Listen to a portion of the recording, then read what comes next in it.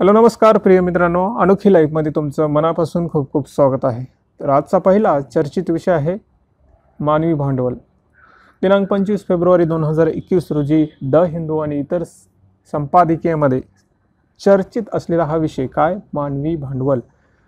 तर सर्वप्रथम भांडवल म्हणजे काय, तर भांडवल म्हणजे सामग्री म्हणा किंवा पैसा, अशा गोष्टी की ज्याच्यामुळं त्याचा परिणाम भेटतो आहे ना, भांडवल म्हणतो आपण. आमच्याकडे भांडवल आहे त्याच्यामुळं आम्ही हे करू शकतो. उद्योगामध्ये भांडवल असतं, शिक्षणामध्ये भांडवल असतं, घरी भांडवल असतं, बऱ्याच प्रकारे. तर भांडवल हा शब्द, तर मानवी भांडवल काय भानगड आहे, तर ही भानगड नसून एक संकल्पना आहे ती अशी की मानवी भांडवल म्हणजे कसं, एखादा व्यक्ती जर शिकला तर त्याचा फायदा इतरांना सुद्धा होतो. शिक्षक आहे, इतरांना शिकवतो. डॉक्टर आहे, इतरांना मदत करतो. तर हा व्यक्तीचा आणि समाजाचा सुद्धा विकास आहे. त्याचबरोबर अर्थव्यवस्थेमध्ये सुद्धा भर पडते. म्हणजे जितका व्यक्ती शिकलेला असेल, जितकं जास्त अधिक कौशल्य असेल, त्याच्यामुळे त्याचा फायदा इतरांना सुद्धा होतो. त्याला म्हणतात भांडवल. म्हणजे मानवाचं भांडवल म्हणजे व्यक्तीचं कौशल्य आणि त्याला येणारं जे काही काम आहे, असं आपला म्हणता येईल. तर अशा प्रकारचं किती भांडवल आहे ज्याच्यामुळं असा इफेक्ट परिणाम मिळतो, तर हे बऱ्याच प्रकारे याच्यामध्ये आपण सांगता येतं. परंतु या लेखामध्ये असं म्हटलं जातं की भारताचं जे काही मानवी भांडवल आहे ते कशा प्रकारचं आहे. तर जागतिक बँकेच्या अहवालानुसार जे ते रिपोर्ट काढतात कोणता, मानवी विकासाचा, त्याच्यामध्ये भारताचा 116वा क्रमांक आहे. त्याचप्रमाणे राष्ट्रीय कुटुंब आरोग्य अहवाल याच्यामध्ये 2019-20चा अहवाल आहे. याच्यामध्ये त्यांनी असं म्हटलं की कुपोषणाचा स्तर हा सर्व राज्यामध्ये जवळपास सारखाच आहे, म्हणजे कमी आहे असं मी म्हटलं जातं त्यांनी. मग काय काय आहे असं की ज्याच्यामुळं हा स्तर कमी आला आहे किंवा आपला जो काही क्रमांक येतो जागतिक बँकेच्या अहवालामध्ये, तर तो सुद्धा कमी आहे. तर याचं मेन कारण म्हणजे शिक्षण काय करतं, तर माहितीचा पुरवठा करतो. विकास करण्यासाठी हे सहाय्य करणारा बाब आहे, व्यक्तीचा असो किंवा राष्ट्राचा असो. जर हा विकास कमी असेल तर बऱ्याच गोष्टीसुद्धा आपोआप कमी येतात. म्हणजे शिक्षणामध्ये जर भर असेल, ह्याच्यावर जर गुंतवणूक केली असेल तर बऱ्याच समस्या सुटता येतात असं बी आपल्याला म्हणतात.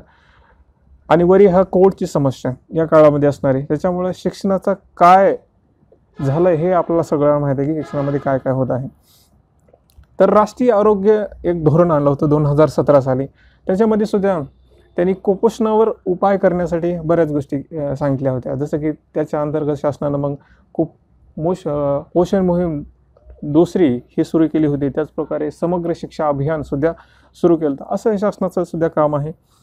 परंतु ज्याप्रमाणे आपण म्हणतो गुंतवणूक करायला पाहिजे त्याप्रमाणे गुंतवणूक होत नाही. म्हणजे काय होतं की भारतीयचं जे काही GDP आहे त्याचं मानवी भांडवलावर किती आहे, तर ते फक्त 4% आणि त्याच्यामध्ये 1% आहे आरोग्यासाठी आणि 3% आहे शिक्षणासाठी. म्हणजे किती आपली म्हणजे GDP आहे आणि आपण किती खर्च करतो.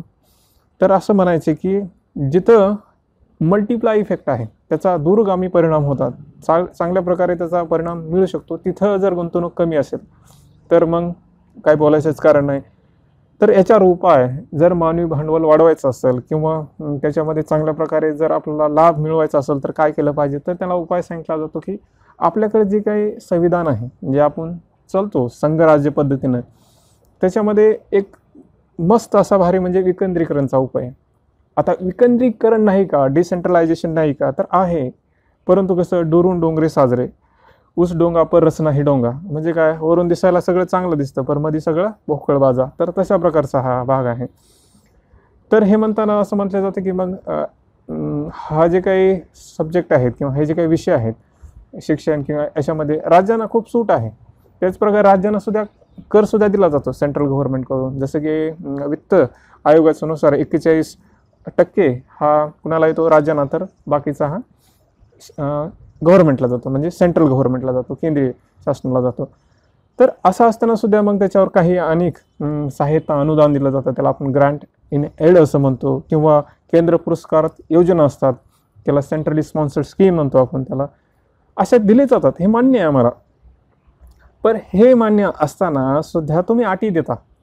म्हणजे काम करायचं आम्ही, वरून अटी लादायचं. म्हणजे कसं की तुम्ही इतकं जर टार्गेट कंप्लीट केला तर मग तुम्ही आम्हाला असं देऊ. म्हणजे परिणाम आधारित, आउटपुट बेस.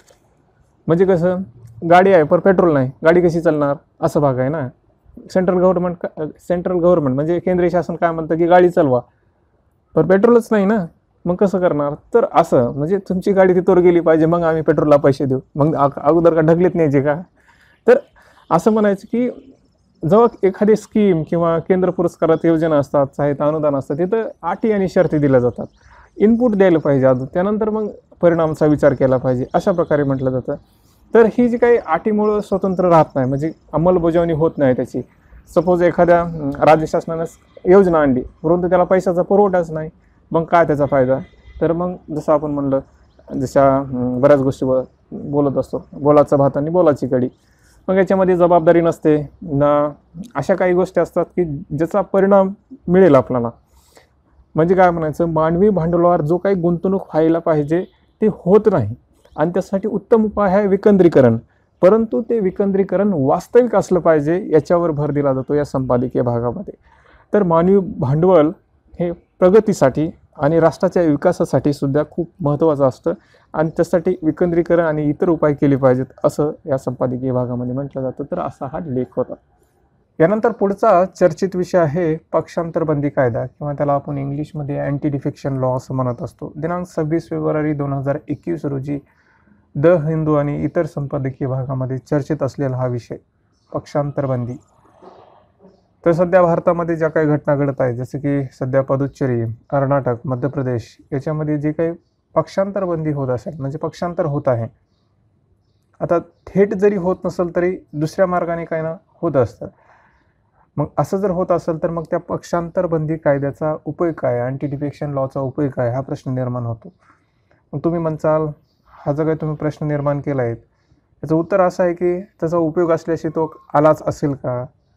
तर तुमचं बरोबर आहे, कारण तर याचा मुख्य उद्देश होता की या ज्या काही गोष्टी चालतात पक्षांतरबंदीमुळे, की एखाद्याचा पक्ष सोडून दुसऱ्या पक्षामध्ये जाणे, मग ते कशासाठी, मग पैसे असतील किंवा लाच दिली असेल किंवा एखादं पद दिलं असेल, किंवा बऱ्याच गोष्टीमुळं जिथे त्यांचं काही एक स्वतःचं बेनिफिट असतो, स्वतःचा फायदा अधिक असतो, त्याचा विचार करून मग असं होत असतं.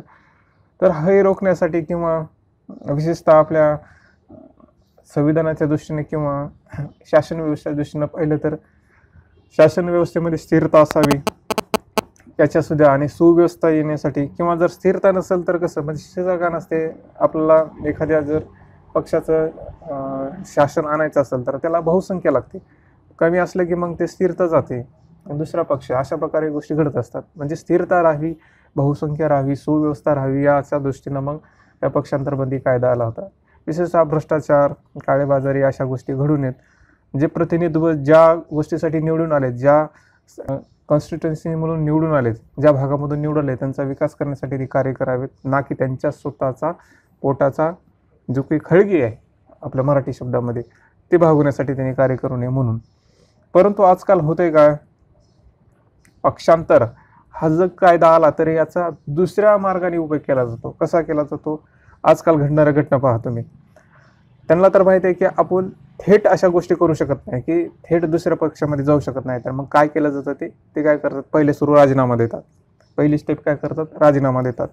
राजीनामा दिल्यानंतर काय होतं, ज्या पक्षामधून ते होते त्या पक्षाची संख्या कमी झाली, म्हणजे त्यांची जी काही बहुसंख्या कमी झाली. मग संख्या कमी झाली तर त्यांना मग त्यांचं शासन हे बहुसंख्या हे साध्य करण्यासाठी प्रूफ करावं लागतं. मग ते नसतं, म्हणून हे लोक काय करतात, मग अविश्वास प्रस्ताव आणतात. त्याच्यामध्ये पहिले सुरू काय केलं जातं, राजीनामा दिला जातो. त्यानंतर त्यांच्या त्या बहुसंख्य पक्षाची जी काही संख्या कमी होते, मग अविश्वास प्रस्ताव आणला जातो, आणि मग ते शासन पडतं. मग पुन्हा ते निवडून येतात, आणि ज्यांच्याकडून जे अगोदर जायचं ठरलं होतं ते जातात. तर अशा गोष्टी केल्या जातात. आता इथं आता लिगली होत आहे, म्हणजे राजीनामा देणं हा तर हक्क आहे, त्याच्यामुळं हे करणं कसं असं दुसऱ्या तोंडानं झालं. पक्षांतर म्हणता येत नाही, परंतु त्याचाच फायदा घेतला असं तर म्हणता येतं. म्हणजे जर तुम्हाला सर्व तोंडानं खाता येत नाही तर तुम्ही असं वाकडं करून खा, असं म्हटल्यासारखं आहे ते. पक्षांतरचा फायदा ज्या गोष्टीनं करायला पाहिजे होता त्याचा दुरुपयोग सुद्धा कशा प्रकारे होतो असं सुद्धा आपल्याला इथं समजतं. म्हणजे ज्या कायद्यामुळे स्थिरता यावी, ज्याच्यामुळे सुव्यवस्था लाभावी, असा जो काही मुख्य उद्देश होता तो काही आता राहिला नाही. कारण सध्याच्या तुम्ही जे घटना पाहतात, जसं आपण म्हटलं कर्नाटक, पुदुच्चेरी आणि मध्य प्रदेश यामध्ये घडणार, तर असंच घडत आहे याच्यामध्ये. मग हा जो काही 1985 मध्ये 10वी परिशिष्टामध्ये म्हटलं की जे काही असं करतील पक्षांतर, त्यांना बाद करण्यात येईल किंवा त्यांना अपात्र करण्यात येईल, मग याचा काय फायदा आहे असं बी लेखक इथं म्हणतात. आता हा जो का पक्षांतर कायदा आहे तो एकाच ठिकाणी काय सर्व वरून ते खाली सगळ्या गोष्टीमध्ये लागू होतो. हा सगळ्या गोष्टी लागू व्हावं यासाठीच होता, परंतु त्याचा सगळीकडे तसाच दुरुपयोग केला जातो. मग ते राज्य शासनामध्ये असेल किंवा केंद्र शासनामध्ये असेल, दोन्हीकडे बी याचा होतो. मग एवढं बोलत आहोत आपण, म्हणजे नेमकं समस्या काय आहे त्याच्यामध्ये. तर पहिली समस्या आहे की जे काही प्रतिनिधीचं कार्य असतं ना, काय त्याच्या जो विभागामधून कार्य करायचं असतं ते कार्य तर होत नाही. मग याचा काय फायदा आहे असं नाही, म्हणजे आपल्या पक्षांतरबंदीचा काय फायदा असं बी त्याचा उपयोग होतो. आणि प्रतिनिधीची जबाबदारी किंवा त्याची जे काही म्हणा त्याची उत्तरदायित्व कुणासंघ असतं, लोकासंघ असतं. परंतु या कायद्यामुळे काय झालं आता की हे जे काही पक्ष असतात ते व्हीप आणू लागले. व्हीप आणणे म्हणजे काय करणं की आम्ही जे म्हणतो तेच करायचं. आपल्या शब्दामध्ये काय, आम्ही जे म्हणतो तेच करायचं, पक्ष जे म्हणतो तेच करायचं आहे. त्याच्यामुळे आता त्यांची जबाबदारी कुणाकडे, लोकांकडे राहिली का, नाही पक्षाकडे राहिली. तर हे एक थोडं समस्या आहे की या पक्षांतरबंदी कायद्यामुळे काय झालं की जबाबदारी ही पक्षाकडे गेली ना की लोकांकडे. आता सपोज काही जरी घडलं तर आमच्या पक्षानं असं म्हटलं होतं म्हणून केलं असं म्हणता येते त्यांना.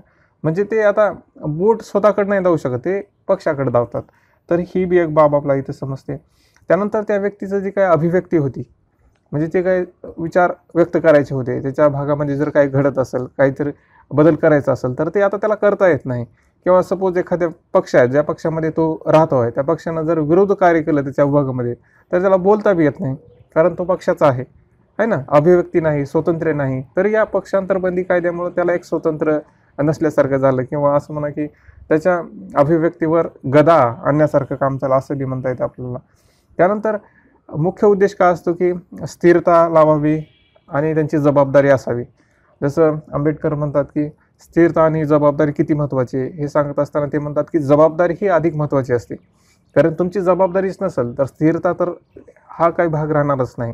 कारण जबाबदारी घेतल्यानंतर तिथं विकासाला संधी आहे.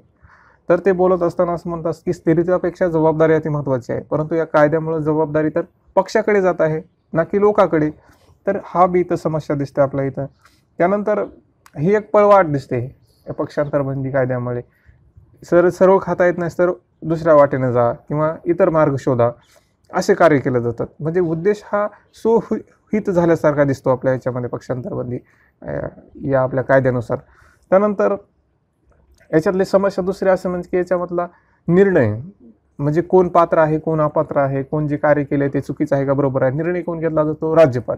राज्यपाल कोणाच्या आदेशानं काम करतो, प्रधानमंत्र्याच्या, त्यांच्या सल्ल्यानुसार तो काम करत असतो. प्रधानमंत्री म्हणजे कोण, राष्ट्रपती. राष्ट्रपती कसं काय, राष्ट्रपती कोणाच्या सल्ल्यानं काम करतो, प्रधानमंत्रीच्या. मग प्रधानमंत्री, राष्ट्रपती, राज्यपाल हे सगळं पक्षाच्याच अंतर्गत आलं ना. मग जे काही बोलतं ते कोण बोलत आहे, एक पक्ष बोलत आहे. तर असं कार्य घडतं. निर्णय कुणाचा आहे, हे राज्यपालाचा. आणि मग राज्यपाल कुठं आहे, राष्ट्रपती. राष्ट्रपती कुणाकडे, पंतप्रधानकडे. मग याच्यामुळे काय होतं, ते जे काही जबाबदारी आहे ते लोकांकडे नाही आहे, ते पुन्हा पक्षाकडे जाते. मग राज्यपालचा हा निर्णय जर इथं मान्य असेल, याचा अर्थ असा आहे की ते डायरेक्ट पक्षाचा निर्णय होत आहे असं म्हटलं जातं. तुम्ही बऱ्याच वेळेस पाहता आता जे काही गोष्टी घडत आहेत, आपल्या महाराष्ट्रातलं पहा, पुन्हा मध्य प्रदेशातलं पहा, कर्नाटकात पहा, राज्यपालाचा निर्णय हा वरून येत असतो. मग तो निर्णय आला की मग याचं पात्र का अपात्र, पात्र नसलं तरी अपात्र, अपात्र नसलं बी पात्र असं केलं जातं. जसं की आपण गेल्या वर्षी व्हाईट वोटचा भाग पाहिला की एखाद्या ह्याच्यामध्ये बहुसंख्या नसलं तर व्हाईट वोटचा उपयोग केला जातो आणि तो निर्णय कुणाचा असतो, राज्यपालाचा असतो. मग राज्यपालचा निर्णयाला कुणी हे करतं का, नाही करत कुणी त्याला, मग असं केलं जातं. तर असे काही लूप होल्स आहेत, अशा काही चुका आहेत ज्याच्यामुळं या पक्षांतरबंदीमुळे सुद्धा याचा उपयोग होत नाही असं आपला म्हणता येतं. मग केलं काय पाहिजे, तर केलं असं पाहिजे की आता हे जे काही घडतं ते कशामुळे घडत आहे सगळं, तर पक्ष आणि त्याचं जो काय अंतर्गत व्यवस्था आहे ती कमकुवत आहे. म्हणजे जे काही पक्ष काम करतं ना, ते सोहितासाठी किंवा त्यांच्या पक्षासाठी काम करत आहे असं वाटतंय आपल्याला. मग या पक्षांतरबंदीचा कायद्याचा उपयोग काय असा प्रश्न होता. जिथपर्यंत या लोकांची जबाबदारी निर्माण होत नाही स्वतःहून, किंवा पक्षाची अंतर्गत व्यवस्था निर्माण होत नाही चांगल्या प्रकारे की त्यांना देशासाठी काम करायचे, त्यांच्या विभागासाठी कार्य करायचे, हे जोवर निर्माण होत नाही तोवर याचा फायदा कमी आणि दुरुपयोग जास्त होईल कशाचा, या पक्षांतरांचा. कारण पळवाटा तर कधीही असतातच, त्याच्यामुळे व्यवस्थेकडे महत्त्व आहे. त्यानंतर या लेखामध्ये ते म्हणत असतात, जर असं होत असेल तर या 10व्या परिशिष्ट आहे त्याला काढून टाका, म्हणजे शेड्यूलला काढून टाका असं ते म्हणतात. आता इथं जास्त महत्त्वाचं म्हणजे काय, एखादा जर व्यक्ती पक्षांतर करत असेल, मग सगळ्यात मोठा प्रश्न आहे की तो निवडून काय येतो परत.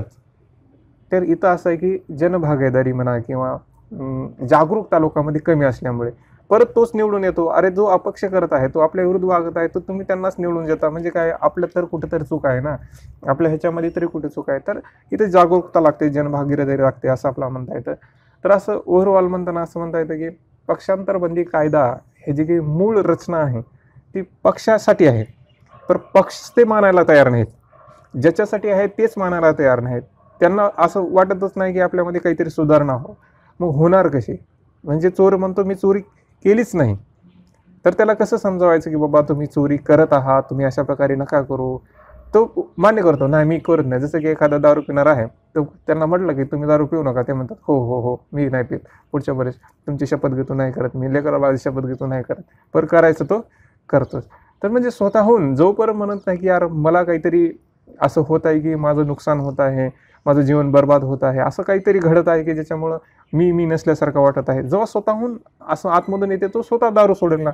तसं भाग आहे. पक्षांतरबंदी कायदा आणला आहे त्याच्यामध्ये थोडासा निरंकुश लागतो, असं नाही की त्यांच्यामुळे होत नाही, असं अंकुश आहे त्याच्यावर थोडा, परंतु जितका पाहिजे तितका त्याचा फायदा नाही. त्याच्यामुळं अँटी डिफेक्शन लॉ कायदा याच्यामध्ये जर चांगली गोष्टी घडायची असेल तर ती पक्षामधून होऊ शकते, जनभागीदारीमध्ये होऊ शकते. लोकांची जागरूकता महत्त्वाची आहे, साक्षरता महत्त्वाची आहे. मीडियाचं जे काय मीडिया बी कसं काम करते की कुठं कुठं पक्षानुसार काम करत असते, कुठल्या पक्षाची ही मीडिया करते, कुठल्या पक्षाची, तर निपक्ष काम करणारे मीडियासुद्धा महत्त्वाच्या ठरतात.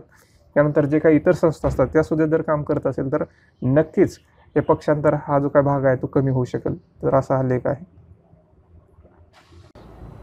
यानंतर पुढचा लेख आहे राष्ट्रीय विज्ञान दिवसाच्या निमित्तानं विज्ञानाविषयी झालेली प्रगती, आतापासून असलेले धोरण याच्याविषयी थोडक्यात माहिती. दिनांक 27 फेब्रुवारी 2021 रोजी संपादकीय भागामध्ये चर्चित असलेला हा विषय काय, राष्ट्रीय विज्ञान दिवस. तर कधी साजरा केला जातो, तर 28 फेब्रुवारी.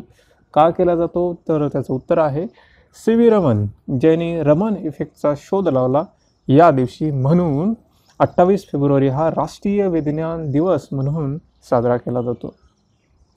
तर या दिवसाच्या निमित्ताने आपल्याला काय भेटते, एक संधी भेटते कशाची, विचार विमर्श करण्याची, की आपण आजपासून काय काय कमविलं आहे, कुठं प्रगती केली आहे, आता काय करायला पाहिजे, अशा बऱ्याच गोष्टीचं. तर त्या निमित्तानं मग हा लेख आलेला आहे. तर या लेखामध्ये बोलत असताना सर्वप्रथम ते अगोदरच्या जे काही धोरण आली होती त्याच्याविषयी बोलतात. त्याच्यामध्ये पहिल्या सुरू भारतातलं जे राष्ट्रीय धोरण आलं विज्ञानाविषयी ते होतं 1958 साली. तर त्या धोरणामध्ये त्यांनी विशेषतः, आता तो काळ कोणता होता 1958 म्हटलं तर, म्हणजे जास्त आपण काही असं धर्मवाद किंवा जाती अशा गोष्टीमधून बाहेर आलं नव्हतं. म्हणजे अंधश्रद्धा म्हणा किंवा अशा बऱ्याच गोष्टी ज्या अगोदरच्याच होत्या, म्हणजे धर्माचा पगडा आहे, इतर लोकांचं वर्चस्व आहे, म्हणजे सायंटिफिक वृत्ती नव्हती त्याच्यामध्ये. त्याच्यामुळं सायंटिफिक टेम्पर डेव्हलप करण्यासाठी, म्हणजे वैज्ञानिक दृष्टिकोन येण्यासाठी, तर्क अनुमानाच्या आधारे विचार करण्यासाठी ही एक पॉलिसी आली होती की वैज्ञानिक दृष्टिकोन निर्माण व्हावा आणि त्याचा उपयोग मग उद्योगधंद्यामध्ये इतर गोष्टीमध्ये व्हावा असा त्याचा प्रयत्न केला होता. तर याचा उपयोग झाला आहे का, तर झाला आहे. 1980 पासून आपण पाहतो की आपल्याकडं हरित क्रांती आली किंवा इतर बरेच उद्योग आले त्याच्यामध्ये. मग त्याच्यामध्ये नक्कीच या सायंटिफिक भागीचा जो काही परिणाम आहे तो आपल्याला दिसतो. तर असं म्हणता येतं की 1958च्या जे काही राष्ट्रीय विज्ञान धोरण आलं होतं त्याचा नक्कीच फायदा आपला झाला. त्यानंतर 1983ला दुसरं धोरण आलं होतं. त्या धोरणाचं मुख्य उद्दिष्ट होतं की तंत्रज्ञान, तंत्रज्ञानाचा उपयोग, त्याचं धोरण, त्याच्याविषयी विशेषतः बोललं होतं. म्हणजे आता काळ कोणता आहे 1983चा, जवळपास आता आपण अशा युगामध्ये आहे की जिथं वेग वाढला आहे सायन्स आणि विज्ञानाचा उपयोग करण्यासाठी, म्हणजे विज्ञान आणि तंत्रज्ञानाचा उपयोग करण्यासाठी वेग वाढला होता. त्याच्या काळामध्ये त्यांनी मग तंत्रज्ञानावर आत्मनिर्भर बनणे, दुसऱ्यावर अवलंबून न राहणे हा मुख्य भाग त्या पॉलिसीमध्ये होता 1983च्या. त्याचप्रकारे जे काय आपण तंत्रज्ञान विकसित करणार आहोत, जे काही करणार आहोत त्याचा समाजासाठी वापर झाला पाहिजे, हा सुद्धा त्याच्यामध्ये मेन उद्देश होता. त्यानंतर यामुळेच म्हणा की त्या काळामध्ये संशोधन आणि विकास, त्याला आपण रिसर्च अँड डेव्हलपमेंट म्हणतो, याच्यामुळे गती आली, याला एक प्रोत्साहन भेटलं असं बी आपला म्हणता येतं. त्यानंतर याचाच परिणाम म्हणा की इलेक्ट्रॉनिक्स आणि जैवतंत्रज्ञान याच्यामध्ये सुद्धा अशा विषयामध्ये आपण गुंतवणूक करायला सुरुवात केली म्हणा, संशोधन करायला सुरुवात केली. तर हा 1983चा काळ होता. त्यानंतर 2003ला विज्ञान आणि तंत्रज्ञान याच्याविषयी सुद्धा धोरण आलं आणि त्याचा मुख्य थीमच होती विज्ञान आणि तंत्रज्ञान. तर याच्यामध्ये मी बोलत असताना त्यांनी आता 2003चा काळ आहे, म्हणजे कोणता काळ आहे की आपण 1992ची जी पॉलिसी उदारीकरण, जे काही जागतिकीकरणाचं धोरण अवलंबलं होतं, त्याच्यानंतर येणारा हा धोरण आहे. तर या काळामध्ये सुद्धा विज्ञान आणि तंत्रज्ञानाचा वापर कशाप्रकारे केला जाईल या निमित्ताने मग संशोधनामध्ये वाढ करण्यात आली होती, जास्तीत जास्त गुंतवणूक करण्यात आली होती. कारण आता समजलं होतं की संशोधन करणं हे किती महत्त्वाचं आहे आणि याचाच फायदा म्हणा की आपण 0.7% GDPचा खर्च संशोधनामध्ये करू लागलो. याच काळामध्ये याच धोरणाच्या अंतर्गत एका रिसर्च बोर्डची स्थापना सुद्धा करण्यात आली होती, कोणत्या 2013च्या धोरणानुसार. त्यानंतर 2003च्या धोरणानुसार. त्यानंतर 2013ला चौथी आपली विज्ञान पॉलिसी म्हणा की चौथं विज्ञान धोरण आलं होतं. त्याच्यामध्ये त्यांनी फोकस केला होता, लक्ष केंद्रित केलं होतं नाविन्यावर, इनोव्हेशन म्हणतो आपण त्याला. कारण नाविन्यता ही खूप महत्त्वाची असते. एकीकडे तंत्रज्ञान आहे, विज्ञान आहे, परंतु जोपर्यंत त्याचा ॲक्च्युअल फायदा होणार नाही. काही वेळेस संशोधन आपण करतो, जसं की एखादा पेपर पब्लिश करणं असेल किंवा एखाद्याचा शोध लावणं असेल, मॅथमध्ये काहीतरी थेरम डेव्हलप करणं असेल, कुठली तर संकल्पना मांडणं असेल, हा शोध लावतो. परंतु जेव्हा त्याचा ॲक्च्युअल उपयोग करायचा आहे तेव्हा त्याचं इनोव्हेशन कामाला येतं, नाविन्य कामाला येतं. त्याच्यामुळे नाविन्यासाठी आपण भर दिली 2013च्या धोरणामध्ये. आता याच धोरणामध्ये त्यांनी आपण असं ध्येय ठरवलं होतं की जगातील जे काही 5 अव्वल कंट्री आहेत, ज्यांचं स्थान आहे त्याच्यामध्ये आपलं स्थान मिळावं असं ते ध्येय ठेवलं होतं. मग हे करण्यासाठी मग त्यांनी सहकार्याची भावना, म्हणजे इतर देशाशी कॉपरेशन करणे, हा सुद्धा भाग त्यांनी अवलंबला होता. तर हा भाग आहे. तर एवढं करत असताना आपण ह्या 4 धोरणं पाहिले. या 4 धोरणामध्ये विशेषतः मग आपण कुठं आहोत हे समजण्यासाठी बऱ्याच गोष्टी असतात. तर त्याचप्रमाणे एक संस्था आहे जी आपण कुठं आहोत म्हणजे आपण आता वस्तू काय केलं हे करण्यासाठी एक जागतिक बौद्धिक मालमत्ता संस्था, म्हणजे काय, वर्ल्ड इंटेलेक्चुअल प्रॉपर्टी ऑर्गनायझेशन आहे ना, WIPO म्हणतो आपण त्याला, ही अहवाल सादर करते. त्या 2019च्या अहवालानुसार भारतातून पेटंट जे काय झाले त्याचे अर्ज किती होते, 2053. चायनाचे किती आहेत, 58,990. आणि मग अमेरिकेचे किती आहेत, 57,480. मग आपले पेटंट किती आहे याचा विचार करा की 2053. म्हणजे आपण कुठं आहोत हे आता आपला समजतं. आता चायना हा अग्रेसर म्हणा, प्रत्येक गोष्टीमध्ये जाण्याचा प्रयत्न करायला, त्यानं मग अमेरिकेला सुद्धा मागं पडला आहे, हा विशेष बाब. परंतु भारताची पेटंटची जी काही संख्या आहे, अर्ज संख्या आहे, ती 2053. म्हणजे खूप आपण अजून कमी पातळीला आहोत, म्हणजे खालच्या जितकं बी आपल्याकडे इनोव्हेशन किंवा पेटंट अशा गोष्टी होत नाहीत असं आपल्याला याच्यावरून समजतं. मग याचाच म्हणा की वाढ करण्यासाठी 2016मध्ये राष्ट्रीय स्तरावर म्हणजे भारतामध्ये राष्ट्रीय बौद्धिक मालमत्ता धोरण, म्हणजे काय, नॅशनल इंटेलेक्चुअल प्रॉपर्टी पॉलिसी आणली होती. मग याच्या अनुषंगाने मग त्यांनी म्हटले की आपण काय करूया, या पेटंट किंवा अशा गोष्टींमध्ये इनोव्हेशनमध्ये आपण वाढ करूया. मग हे करण्यासाठी मानवी भांडवलावर जास्तीत जास्त आपण फोकस करूया. आता मानवी भांडवल काय असतं हे आपण मागल्या भागामध्ये पाहिलं होतं. त्याच्यामध्ये तुम्हाला समजलं असेल की मानवी भांडवल काय असतं. तर मानवी भांडवल थोडक्यात सांगायचं म्हणजे काय, जे काही आपल्याला स्किल असतात त्याचा उपयोग आपण इतरांसाठी कसं करतो, म्हणजे मल्टिप्लाय इफेक्ट असतो. एखादा शिक्षक आहे तर त्याचा फायदा काय होतो, तर तो दुसऱ्यांना शिकवतो, दुसऱ्यांना प्रगत करण्यासाठी काम करतो. मग ते विकासामध्येच काम करतं ना, देशाच्या विकासामध्ये, समाजाच्या विकासामध्ये काम करतं. जसं की एखादा इंजिनियर आहे, एखादा डॉक्टर आहे, तो इतरांना सेवा प्रदान करतो, म्हणजे विकासामध्ये काम करतो. तर त्याचा स्किलचा, त्याच्या शिक्षणाचा, ज्ञानाचा किती उपयोग होतो. आता उदाहरण जर घेतलं, जे काही कुपोषित आहेत, जे काही रोगी आहेत, याचा फायदा होतो का, जास्त नाही होत. आता इथं समानता अशा गोष्टीची बात नाही करायची. हा राष्ट्रीय विकासाच्या दृष्टिकोनातून आहे की मग हे आपलं कुपोषण किंवा इतर गोष्टी ह्या माणसाच्या विकासाला बाधक करतात. म्हणजे हे मानवी भांडवलामध्ये येत नाही. तर मानवी भांडवलामध्ये येतं काय, आरोग्याच्या चांगल्या सुविधा येणं, त्यांना शिक्षणाचा पुरवठा करणं, चांगल्या सुविधा उपलब्ध करणं, ज्याच्यामुळं व्यक्तीचा विकास होतो आणि व्यक्तीचा विकास हा समाजाच्या विकासासाठी कार्य करतो आणि समाजाचा विकास झाला की राष्ट्राचा विकास होतो. तर असं मानवी भांडवल खूप महत्त्वाचं ठरतं. तर हे वाढवण्यासाठी 2016मध्ये जी पॉलिसी आली ती आपण म्हणतो की नॅशनल इंटलेक्च्युअल प्रॉपर्टी जे आहे त्याचं धोरण आणण्यात आलं. त्यासाठी जास्तीत जास्त जागरूकता निर्माण करण्यासाठी प्रयत्न करण्यात आले. तर अशा प्रकारचं बाब ह्याच्यामध्ये करण्यात आलं.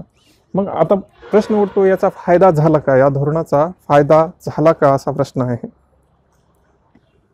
तर याचं उत्तर आहे की जितका पाहिजे तितका नाही झाला. मग काय समस्या आहेत असं की जसा फायदा झाला नाही, तर पहिली गोष्ट म्हणजे हे जे काही धोरण असतं त्या धोरणामध्ये बऱ्याच गोष्टी ह्या संकुचितपणाने आल्या असतात आणि ते संकुचितपणाच म्हणा की त्याची अंमलबजावणी म्हणा, त्याची जागरूकता म्हणा, हा कमी असतं.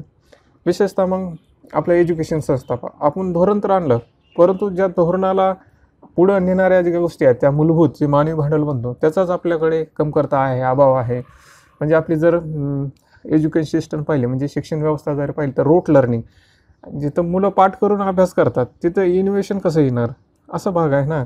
म्हणजे मूळ जो ढाचा आहे, म्हणजे बिल्डिंगचा जो काही खालचा भाग आहे, पाया आहे, फाउंडेशन आहे, तोच खराब आहे.